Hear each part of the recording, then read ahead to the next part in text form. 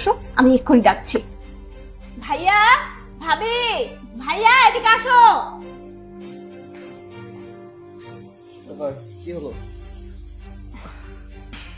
কি ব্যাপার, কি হলো?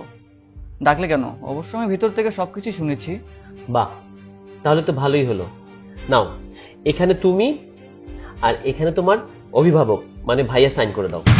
এক মিনিট, মা তার ছেলেকে সম্পত্তি লিখে দেবে, আমার সাইন করতে কেন হবে? আর তাছাড়া অভিভাবক হিসাবে আমি কেন সাইন করব? বাই দ্য ওয়ে, আমি কি পেপারসটা একটু দেখতে পারি? ভাইয়া, আমার আমার একটু তাড়া ছিল, তাই সাইনটা করা খুব দ্রুত জরুরি। Divorce paper? এটা তো ডিভোর্স পেপার। Divorce paper? হ্যাঁ, এটা ডিভোর্স পেপার। কিন্তু কেন ভাইয়া?